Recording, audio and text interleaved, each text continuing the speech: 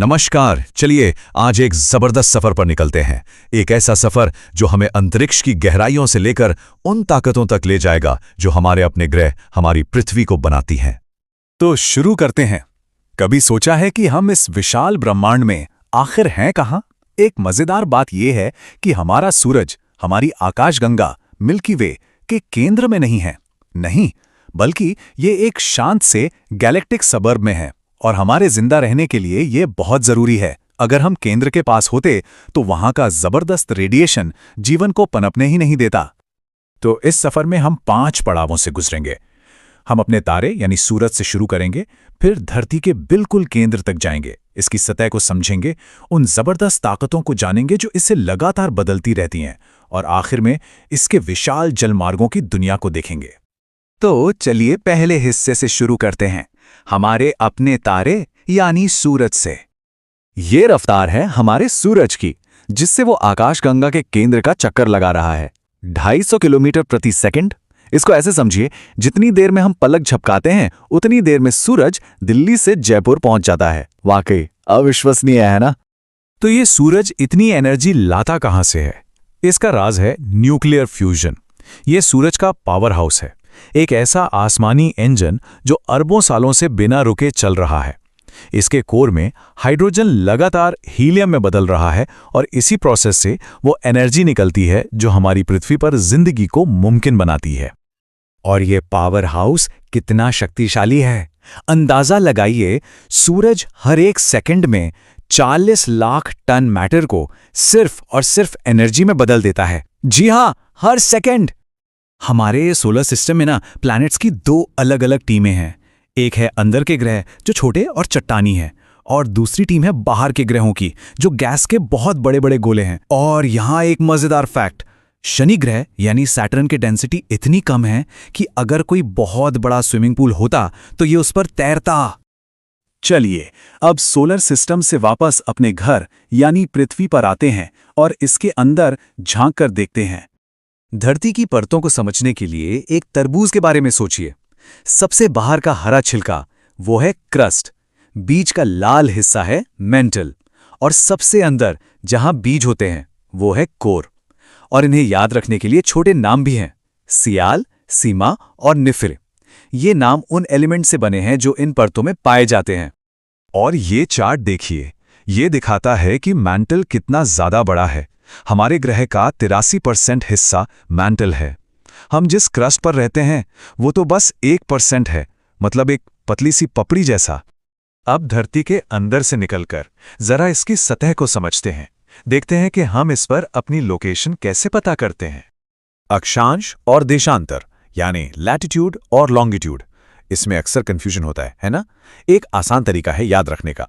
Latitude यानी लेटी हुई लाइनें, ये पूरब से पश्चिम की ओर जाती हैं, और लॉन्गिट्यूड यानी लंबी लंबी लाइनें जो उत्तर से दक्षिण की ओर जाती हैं और पोल्स पर मिल जाती हैं।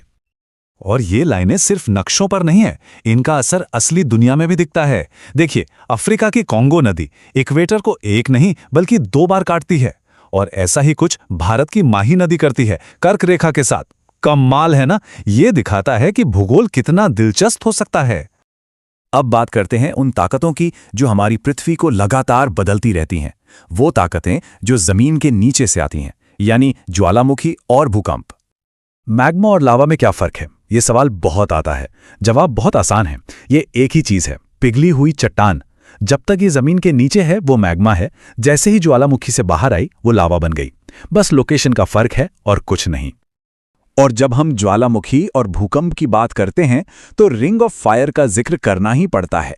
ये प्रशांत महासागर के चारों ओर एक घोड़े की नाल जैसा इलाका है। दुनिया के 75% ज्वालामुखी और 90% भूकंप यहीं आते हैं, क्योंकि यहां जमीन के नीचे की प्लेट्स लगातार टकराती रहती हैं। जब भूकंप आता है तो उसकी असली शुरुआत कहां से होती है? वो होती है फोकस से। ये जमीन के कई किलोमीटर नीचे वो पॉइंट है जहां चट्टान सबसे पहले टूटती है और एनर्जी रिलीज होती है। और जिस जगह के बारे में हम खबरों में सुनते हैं वो है एपिसेंटर। ये फोकस के ठीक ऊपर जमीन पर मौजूद पॉइंट होता है और सबसे ज्यादा नुकसान और तबाही यही महसूस की जाती है। भूकंप से 3 तरह की तरंगें या वेव्स निकलती हैं। सबसे पहले पहुंचती हैं पी वेव्स, जो सबसे तेज होती हैं। उनके पीछे आती हैं एस वेव्स, लेकिन असली तबाही मचाती हैं एल वेव्स। ये सबसे धीरे चलती हैं, लेकिन क्योंकि ये जमीन की सतह पर चलती हैं, इसलिए ये सबसे ज्यादा खतरनाक और विनाशकारी होती हैं। चलिए अब अपने सफर के आखिरी पड़ाव पर चलते हैं और धरती की सबसे खास चीज यानी पानी के बारे में जानते हैं, जो हमारे ग्रह को नीला बनाता है। दुनिया में 5 महासागर हैं और उन्हें साइज के हिसाब से यानी बड़े से छोटे के क्रम में याद रखने का एक बड़ा आसान तरीका है। बस एक शब्द याद रखिए, पैसा। ये काम कैसे करता है? देखिए, पी से पैसिफिक यानी प्रशांत महासागर, ए से अटलांटिक, आई से इंडियन यानी हिंद महासागर, एस से सदर्न यानी दक्षिणी महासागर, और आखिर में ए से आर्कटिक, सबसे बड़े से सबसे छोटे तक, एकदम सही ऑर्डर।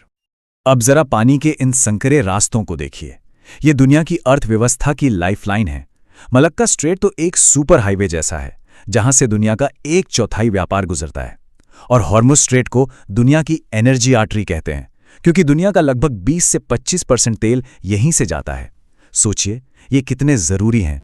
तो हमारी आकाशगंगा के एक शान से कोने से लेकर धरती के अंदर की जबरदस्त ताकतों तक, ये सोचना कितना कमाल का है ना, कि ये सारी चीजें मिलकर हमारे इस एक घर, हमारी पृथ्वी को बनाती हैं।